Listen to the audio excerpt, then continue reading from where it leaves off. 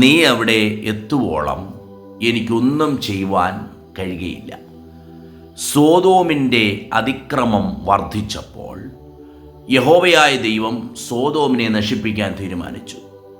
Sodom പട്ടണത്തിനകത്തുണ്ടായിരുന്ന ലോത്തിനെ പുറത്തു കൊണ്ടുവന്ന് പുറപ്പെടുവിച്ചതിന് ശേഷമാണ് ദൈവം സോദോമിൽ ന്യായവിധി അയക്കുന്നത്.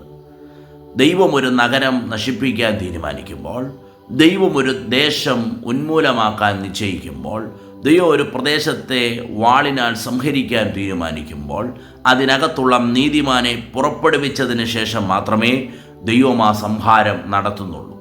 ലോത്തിനോട് പർവ്വതത്തിലേക്ക് ഓടിപ്പോകാനാണ് യഹോവയായ ദൈവം പറഞ്ഞത്.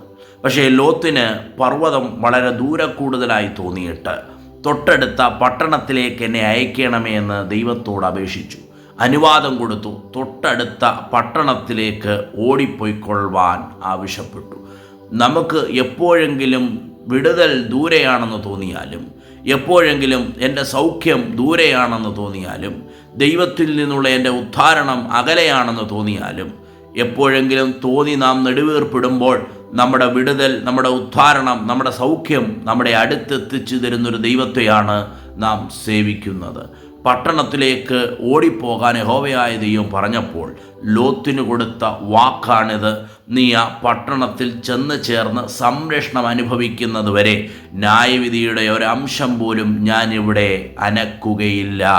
ഞാൻ വിടുതലിലേക്ക് എത്താതെ, ഞാൻ സംരക്ഷണത്തിലേക്ക് എത്താതെ, ഞാൻ ദൈവിക പദ്ധതിക്കകത്തെത്താതെ ദൈവം തൻ്റെ ക്രോധകലശം ദേശത്തിൽ അയക്കുകയില്ല എന്നുറപ്പാണ് നമ്മുടെ ക്രിസ്തീയ ജീവിതത്തിൻ്റെ പ്രത്യാശ. ഈ വചനങ്ങളാൽ ദൈവം നമ്മെ അനുഗ്രഹിക്കുമാറാകട്ടെ.